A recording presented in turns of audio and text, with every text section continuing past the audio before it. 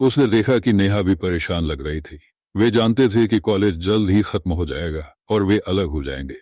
तो अब सोहेल इस बात से दुखी थे कि सभी लोग कॉलेज जाने की बजाय अपने अपने शहर में पढ़ाई करने जा रहे थे। एक दिन सेमेस्टर 6 की आखिरी परीक्षा के दौरान उसे बहुत दुख हुआ।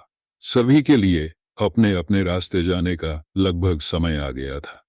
ऐसा होने से पहले वह नेहा को बताना चाहता था कि वह उसे पसंद करता है और उसका फोन नंबर लेना चाहता है ताकि वे पूरे दिन बात कर सके।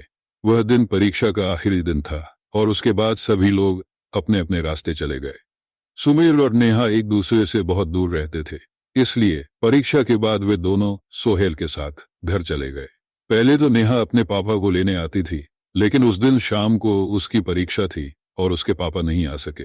नेहा को यह पता था, इसलिए वह घर कैसे पहुंचे यह जानने के लिए स्टेशन और बस स्टॉप पर गई। सोहेल हमेशा घर जाने के लिए ट्रेन लेता था क्योंकि वह उसके कॉलेज के करीब थी और केवल 3 स्टॉप थी। बसें और ऑटो बहुत महंगे थे, इसलिए उन्होंने ट्रेन को चुना। एक दिन सोहेल घर जाने के लिए ट्रेन स्टेशन पर इंतजार कर रहा था।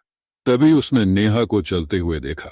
वह उसे वहां देखकर आश्चर्यचकित हो गया और सोचने लगा कि क्या वह भी घर जाने के लिए उसी ट्रेन से जा रही थी। जब नेहा ने सोहेल को देखा तो उससे पूछा। सोहेल सहमत हो गए, लेकिन उन्हें नहीं पता था कि ट्रेन कब आएगी। उन्होंने साथ मिलकर इसका इंतजार करने का फैसला किया। फिर दोनों ने एक दूसरे से काफी देर तक, करीब 1 घंटे तक बात की।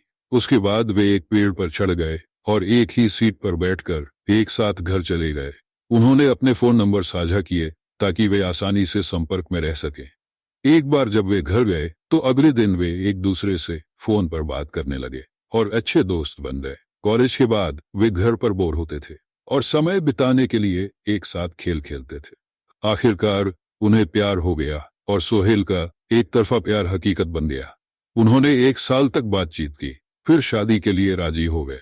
उनके परिवार मिले और उन्होंने शादी कर ली और खुशी खुशी जीवन व्यतीत करने लगे।